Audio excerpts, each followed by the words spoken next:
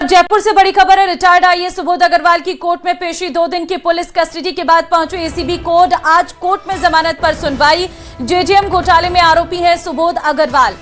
तो देखिए, जमानत पर आज सुनवाई है। बड़ी खबर इस वक्त हम आपको दे रहे हैं। सुबोध को कोर्ट ने जुडिशियल कस्टडी में भेजा है। बड़ी खबर आ रही है सामने। सुबोध अग्रवाल को कोर्ट ने जुडिशियल कस्टडी में भेज दिया है। रिटायर्ड आईएएस सुबोध अग्रवाल की आज कोर्ट में पेशी हुई और इस दौरान सुबोध अग्रवाल को कोर्ट ने जुडिशियल कस्टडी में भेजा है। तो ये अपडेट इस वक्त निकलकर सामने आ रहा है। जेजेएम में 960 करोड़ घोटाले का ये पूरा मामला है। कोर्ट ने सुबोध अग्रवाल को जुडिशियल कस्टडी में भेज दिया है।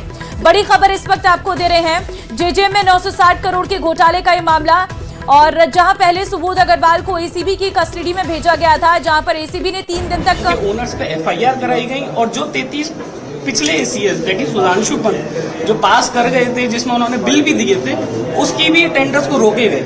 उन टेंडर्स को भी इन्होंने रोका।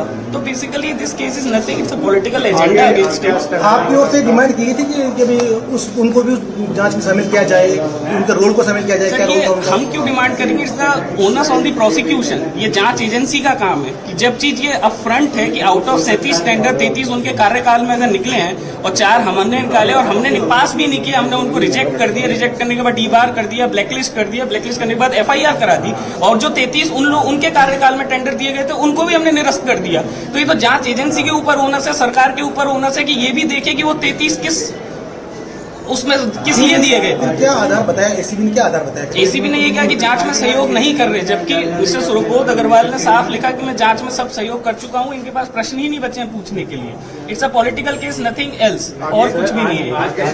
ग्राउंड्स ऑफ कस्टडी क्या बताया? ग्राउंड ऑफ कस्टडी यही मांगा कि ये सहयोग नहीं कर रहे हैं, बट हमने साफ बताया कि हम पूर्णतः सहयोग कर चुके हैं। इसमें सहयोग करने के लिए कुछ है ही नहीं, डॉक्यूमेंट्री एविडेंसेस हैं।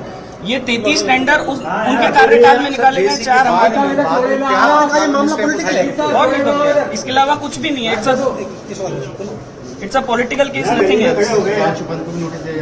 सर इस पे मैं कुछ टिप्पणी नहीं कर सकता। ये सब जांच एजेंसियों के दायरे का काम है। जांच एजेंसी कैसे अब जीसी हो गई है, उसके बाद अब हम डिसाइड करेंगे फ्यूचर कोर्स ऑफ एक्शन हमारा क्या रहना है। वो future course of action decide करने के बाद उसके बाद उसका क्या रहा sir? Interim bell humanitarian ground पे लगाई थी हमने, उसका आदेश हमारे को निरस्त कर दिया। अभी हम उसका अवलोकन कर रहे हैं। अवलोकन के बाद आगे का जो भी हमारा कोर्स ऑफ एक्शन होगा उसको हम डिसाइड। जेसी भेज देंगे सर? जेसी भेज दिया है। वेदांत शर्मा। ठीक है सर। वेदांत शर्मा है, जिन्होंने हिसाब साहब कहा है कि कोर्ट में जो है एसीबी के द्वारा दोबारा से डिमांड की गई थी। उस डिमांड को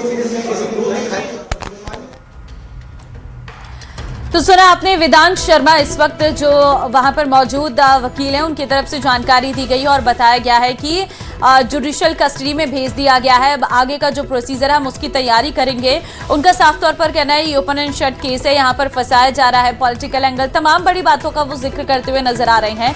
लेकिन इस पूरे मामले पर अभी जो है आज कोर्ट में सुनवाई हुई है और सुबोध अग्रवाल को अब जुडिशियल कस्टडी में भेज दिया गया है। उन्होंने यहाँ पर जमानत यानी कि बेल की भी मांग की थी, लेकिन उनकी ये जमानत याचिका जो है वो खारिज करते हुए जुडिशियल कस्टडी में उन्हें भेजा गया है। दरअसल आपको जानकारी दे दें कि रिटायर्ड आईएएस सुबोध अग्रवाल पर जेजेएम घोटाले में 960 घोटाले का आरोप जो है उन पर लगा हुआ है और काफ़ी लंबे समय से वो इस पूरे मामले में जो है फरार थे। और आखिरकार जब उनकी गिरफ्तारी हुई है दिल्ली से, तो सुबोध अग्रवाल से सबसे पहले तो एसीबी ने सवाल पूछे। 3 दिन तक वो उनकी कस्टडी में थे। उसके बाद पुलिस कस्टडी में उन्हें भेजा गया था 2 दिन के, और आज पुलिस कस्टडी समाप्त होने के बाद जुडिशियल कस्टडी में भेज दिया गया है। देखिए, रिटायर्ड आईएएस सुबोध अग्रवाल के सामने तमाम सवाल जो हैं वो एसीबी के द्वारा रखे गए, लेकिन एसीबी का ये कहना है कि वो इन सभी सवालों का जो है सही तरीके से जवाब नहीं दे रहे हैं, कोऑपरेट नहीं कर रहे हैं। लेकिन सुबोध अग्रवाल का ये कहना है कि मैंने सभी सवालों का जवाब दिया है।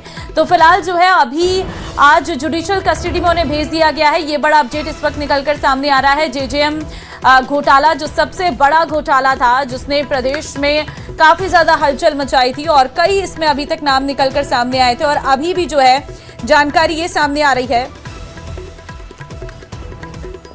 और इस वक्त आसिफ संवाददाता हमारे साथ लाइव हैं, सीधे मैं उन्हीं का रुख कर लेती हूं। आसिफ, आज जुडिशियल कस्टडी में भेज दिया गया है सुबोध अग्रवाल को, क्या रहा कोर्ट के अंदर? देखिए, सुबोध अग्रवाल को एसीबी कोर्ट में पेश किया गया और हमेशा की तरह एसीबी ने ये जिरह की जज के सामने कहा कि हमें पीसी और चाहिए, यानी पुलिस रिमांड और चाहिए, क्योंकि सुबोध अग्रवाल जांच में सहयोग नहीं कर रहे हैं। सुबोध अग्रवाल ने ये कहा जज को कि इनके पास सवाल खत्म हो चुके हैं, मैं इनके सारे सवालों के जवाब दे चुका हूं, इनके पास कोई सवाल ही नहीं बचा है, इसलिए मुझे जमानत दी जाए।